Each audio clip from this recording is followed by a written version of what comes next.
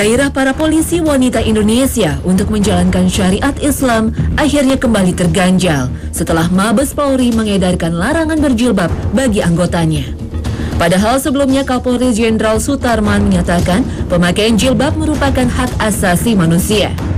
Pernyataan orang nomor 1 di kepolisian ini sempat disambut antusias para polisi wanita. Mereka pun tak ragu lagi mengenakan jilbab. Namun tak lama kemudian muncul himbauan dari Mabes Polri agar Polwan tidak menggunakan jilbab selama berdinas. Mabes Polri beralasan pihaknya tengah mempersiapkan aturan yang menjadi dasar hukum seragam jilbab polisi wanita. Kebijakan ini saya kembalikan untuk rumuskan karena itu menyangkut anggaran, menyangkut kebijakan aturan, keseragaman, itu silakan rumuskan. Hal ini tentu mengundang tanya, apa yang terjadi di lingkungan Mabes Polri soal berjilbab bagi Polwan? Karena sekalipun Indonesia bukan negara agama, penduduk Indonesia tercatat mayoritas beragama Islam. Sejarah mencatat kemerdekaan negeri ini telah diperjuangkan oleh umat Islam. Tetesan darah dan nyawa rela dikorbankan para pejuang demi terbebas dari belenggu penjajah. Namun setelah kemerdekaan diraih, mengapa umat Islam tak bisa leluasa untuk menjalankan syariat agamanya? Fakta larangan mengenakan jilbab bagi Polwan ini menjadi ironis jika melihat yang terjadi di negara-negara sekuler. Di Inggris misalnya, seorang polisi wanita Jane Camp diberi kebebasan untuk mengenakan jilbab setelah memeluk Islam. Ia bahkan bisa berganti nama menjadi Aminah. Donna El Jamal, seorang Polwan muslimat di Swedia, juga tak perlu takut untuk mengenakan seragam jilbabnya. Seragam dinas yang dipadukan dengan jilbab tak menghalangi mereka untuk beraktivitas. Bahkan jilbab menjadi sebuah identitas moral yang menuntut tanggung jawab besar. Memang masih ada negara-negara Eropa seperti Prancis dan Belgia yang memperlakukan diskriminatif bagi kaum muslimah yang mengenakan jilbab. Namun gelombang kesadaran mengamalkan ajaran agama semakin kuat, sehingga pada tanggal 4 September dicanangkan sebagai Hari Hijab Sedunia. Wanita muslimat sedunia, terutama di negeri-negeri yang sekuler, diharapkan mampu menunjukkan identitasnya sebagai muslimah. Diharapkan paling tidak pada hari itu, para wanita muslimat mengenakan jilbab. Para muslimat tergerak untuk mengkampanyekan bahwa hijab atau jilbab merupakan hak asasi manusia yang harus dihormati, bukan simbol terorisme dan pelecehan martabat wanita. Bagaimanapun aturan manusia, jika Allah berkehendak, apa yang bisa dilakukan manusia kecuali tunduk dan taat kepada Sang Pencipta?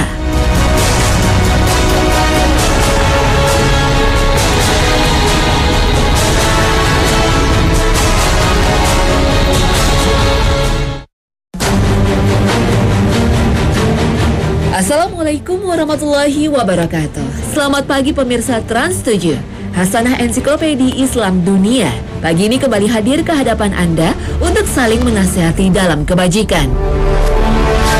Jilbab adalah identitas perempuan muslim dan sebagai kewajiban dalam agama bagi siapapun dan profesi apapun, entah itu seorang guru, dokter, atau anggota kepolisian tanpa kecuali.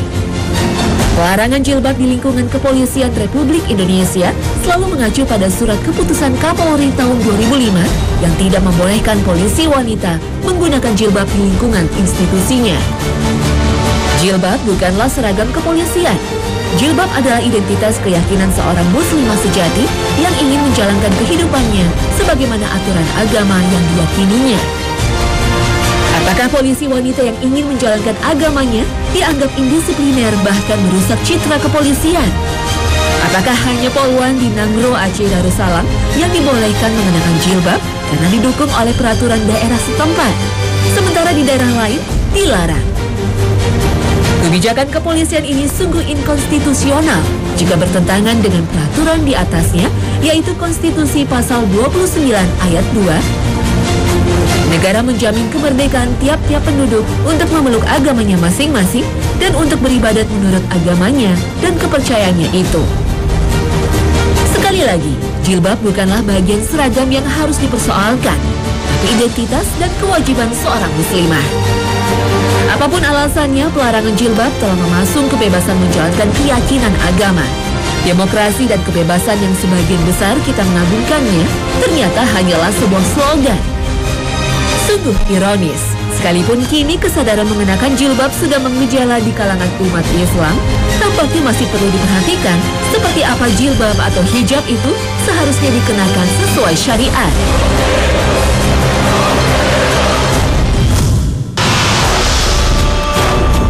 Jilbab sering dianggap sama dengan kerudung.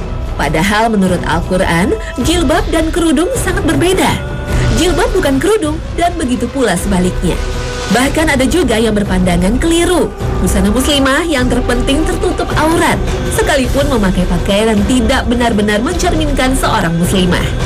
Hal ini terjadi karena mereka berkiblat kepada fashion yang ada dewasa ini. Tidak heran bila banyak di kalangan wanita muslim yang menutup aurat, tetapi bentuk tubuhnya masih saja terlihat dan belum benar-benar tertutupi dengan sempurna. Allah menyinggung permasalahan hijab secara jelas dalam Al-Quran. Dalam surat Al-Ahzab ayat 59, Allah berfirman, Ya ayyuhan nabiyyu qul li azwajika wa banatika wa nisa'il mu'minina yudnina 'alayhinna min jalabibihin Dzalika adna an yu'rafna fala yu'dzain wa kana Allahu ghafurar rahima. Hai Nabi, katakanlah kepada istri-istrimu, anak-anak perempuanmu, dan istri-istri orang mukmin. Hendaklah mereka mengulurkan jilbabnya ke seluruh tubuh mereka. Yang demikian itu supaya mereka lebih mudah untuk dikenal. Karena itu mereka tidak diganggu. Dan Allah adalah Maha Pengampun lagi Maha Penyayang. Quran Surat Al-Ahzab ayat 59. Allah menurunkan ayat ini yang berisi perintah agar mereka berpakaian tertutup sebagai pembeda antara istri Rasulullah dengan hamba sahaya. Dalam riwayat lain, dikisahkan juga pada saat itu kaum wanita hendak pergi ke masjid dan sholat di belakang Rasulullah. Saat mereka menuju masjid untuk menunaikan sholat maghrib dan isya, para sekelompok laki-laki sedang duduk di pinggiran jalan mengejek dan mengolok-olok mereka. Lalu turunlah ayat ini sebagai jawaban dari Allah Subhanahu wa Ta'ala agar mereka memakai hijab yang sempurna supaya tidak lagi diganggu. Allah Subhanahu wa Ta'ala memerintahkan Nabi Muhammad SAW untuk menyampaikan suatu perintah kepada wanita muslimah dengan kalimat yudnina alaihinna min jalabibihinna. Hendaklah mereka mengulurkan jilbabnya ke seluruh tubuh mereka. Kata jalabib bentuk jamak dari kata jilbab. Ada beberapa pengertian dari para ulama mengenai kata jilbab. Ibnu Abbas menafsirkan sebagai ar-rida, artinya mantel yang menutupi tubuh dari atas sampai bawah. Adapun menurut Al-Qurtubi, Ibnu Al-Arabi, dan An-Nasafi, jilbab adalah pakaian yang menutupi seluruh tubuh. Ada juga yang mengartikan sebagai milhafah, artinya baju kurung yang longgar dan tidak tipis. Semuanya menutupi, baik berupa pakaian maupun yang lainnya. Sebagian memahaminya sebagai mula'ah, artinya baju kurung yang menutupi tubuh wanita dari atas sampai bawah, atau yang disebut dengan al-qamis atau baju gamis. Meskipun berbeda-beda, menurut Al-Baihaqi, semua makna yang dimaksud tidak salah. Yang dimaksud dengan jilbab adalah setiap pakaian longgar yang menutupi aurat wanita dari atas sampai bawah. Dalam surat An-Nur ayat 31, Allah juga memerintahkan mengenakan jilbab, yang artinya, katakanlah kepada wanita yang beriman, hendaklah mereka menahan pandangannya dan kemaluannya, dan janganlah mereka menampakkan perhiasannya, kecuali yang biasa nampak daripadanya. Dan hendaklah mereka menutupkan kain kudung ke dadanya, dan janganlah menampakkan perhiasannya kecuali kepada suami mereka, atau ayah mereka, atau ayah suami mereka, atau putra-putra mereka, atau putra-putra suami mereka, atau saudara-saudara laki-laki mereka, atau putra-putra saudara lelaki mereka, atau putra-putra saudara perempuan mereka, atau wanita-wanita Islam, atau budak-budak yang mereka miliki, atau pelayan-pelayan laki-laki yang tidak mempunyai keinginan terhadap wanita, atau anak-anak yang belum mengerti tentang aurat wanita. Dan janganlah mereka memukulkan kakinya agar diketahui perhiasan yang mereka sembunyikan. Dan bertaubatlah kamu sekalian kepada Allah, hai orang-orang yang beriman, supaya kamu beruntung. Quran Surat An-Nur ayat 31. Kata yubdina dalam ayat tersebut berasal dari kata dana yang berarti bawah, rendah, atau dekat. Dengan demikian kata yubdina bisa diartikan yurkhina atau mengulurkan ke bawah. Meskipun kalimat ini bentuknya khabar atau berita, tetapi dalam pengertian bahasa Arab, kalimat ini mengandung makna perintah. Artinya penggunaan jilbab adalah sebuah perintah ilahi kepada para hambanya yang soleh. Apa itu jilbab? Inilah yang menjadi permasalahan. Pengertian jilbab harus difahami sesuai dengan maknanya. Ibnu Abbas menjelaskan yang dimaksud dengan jilbab adalah kain penutup baju luar yang menutupi seluruh tubuhnya. Imam Nawawi menjelaskan jilbab adalah baju panjang atau mula'ah yang menutupi seluruh tubuh. Muhammad Ali Asyabuni menjelaskan jilbab adalah baju lebar yang menutupi seluruh kecantikan dan perhiasan wanita. Sedangkan Ibnu Katsir menjelaskan yang dimaksud dengan jilbab adalah baju panjang yang lurus ke bawah atau sekarang disebut dengan baju gamis. Para ulama tafsir sepakat bahwa jilbab itu pakaian yang panjang yang menutupi perhiasan wanita. Ini sesuai dengan hadis Nabi Muhammad SAW yang artinya seorang wanita yang sudah hadir itu tidak boleh nampak bagian tubuhnya kecuali ini dan ini, sambil beliau memegang wajah dan tapak tangannya. Hadis riwayat Abu Dawud dari Aisyah. Hukum wajibnya jilbab juga berdasarkan pada surah An-Nur ayat 31. Walaupun pada dasarnya ayat ini ditujukan kepada istri-istri Rasulullah SAW, tetapi perintah ayat ini juga mencakup semua wanita muslim. Oleh karena itu di akhir surah An-Nur ayat ke-31 dapat dipahami bahwa wanita yang biasa menampakkan perhiasannya termasuk kepada orang-orang yang berdosa. Sehingga Allah Subhanahu wa Ta'ala memerintahkan untuk bertaubat. Wahai orang-orang yang beriman, bertaubatlah kalian kepada Allah Subhanahu wa Ta'ala, sehingga kamu termasuk orang-orang yang menang.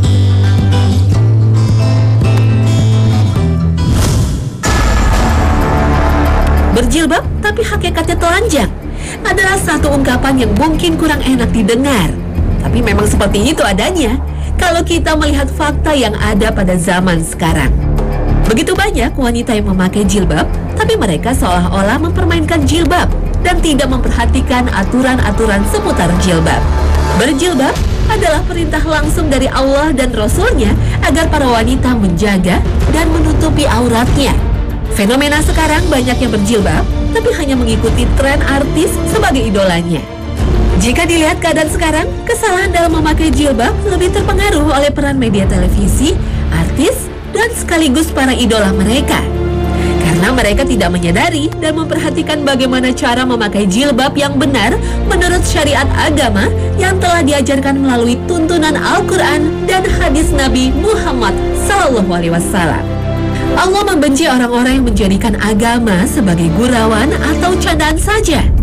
Allah Subhanahu wa Ta'ala berfirman dalam surat At-Taubah ayat 65 dan 66. وَلَئِن سَأَلْتَهُمْ لَيَقُولُنَّ إِنَّمَا كُنَّا نَخُوضُ وَنَلْعَبُ قُلْ أَبِاللَّهِ وَآيَاتِهِ وَرَسُولِهِ كُنتُمْ تَسْتَهْزِئُونَ لَا تَعْتَذِرُوا قَدْ كَفَرْتُمْ بَعْدَ إِيمَانِكُمْ إِن نَّعْفُ عَن طَائِفَةٍ طائفة منكم نعذب طائفة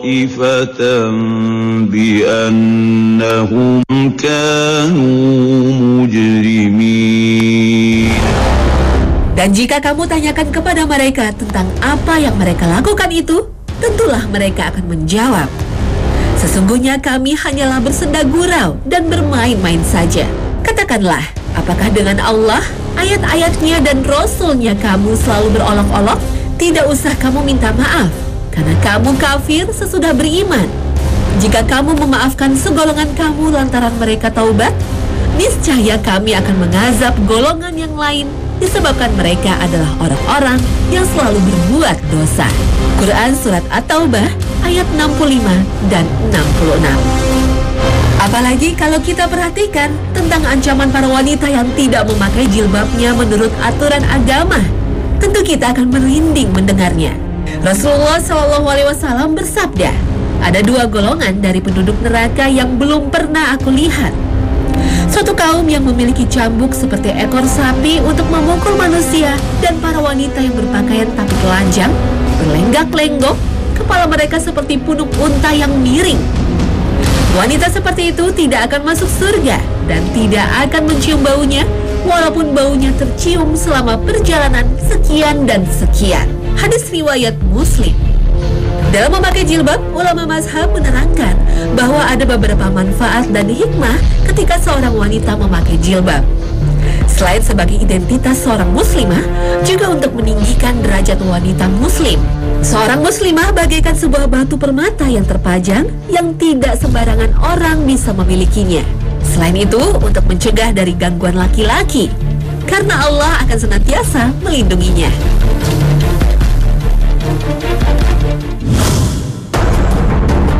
Lalu bagaimana dengan cadar?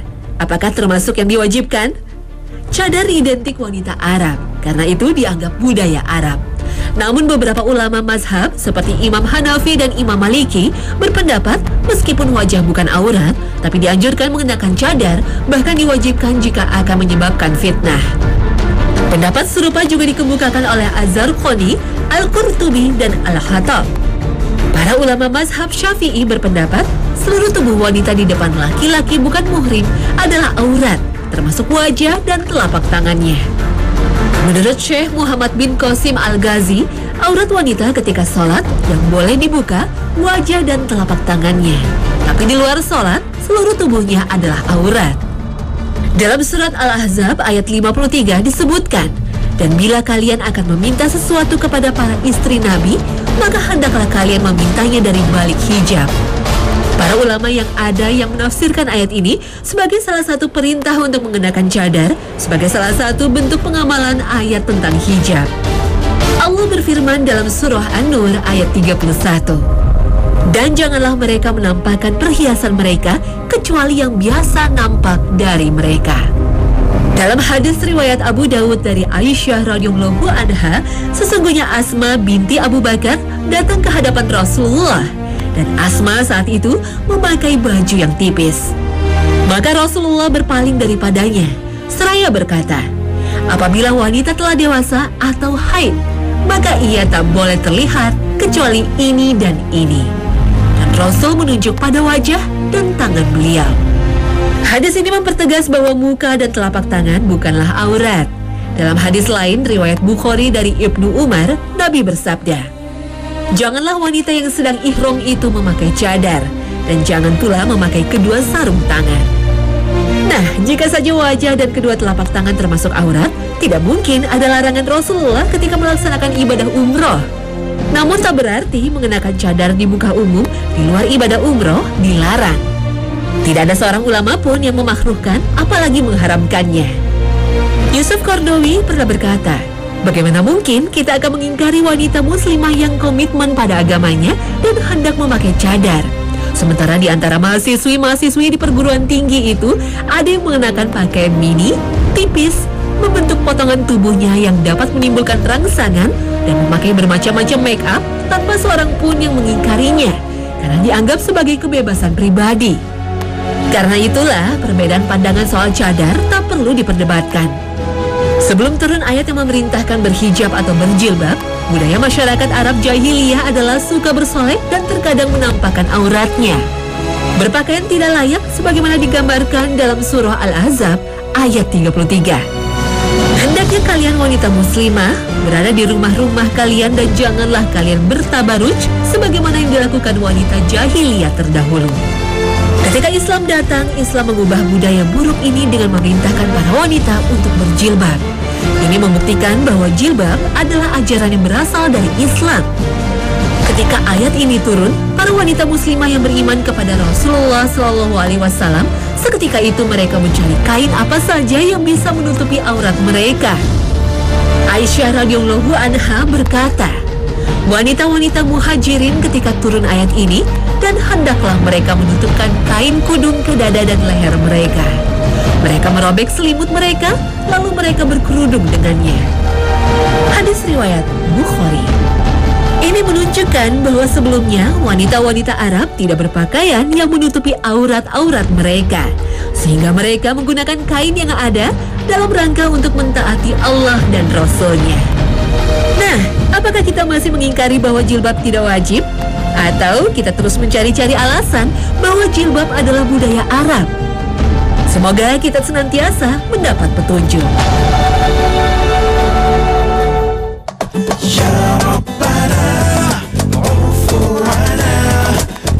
Nah pemirsa, demikian Hasanah hari ini. Semoga tayangan kami di pagi ini bisa mencerahkan dan menambah nilai-nilai spiritualitas Anda. Amin, Allahumma amin. Terima kasih atas perhatian Anda dan wassalamualaikum warahmatullahi wabarakatuh.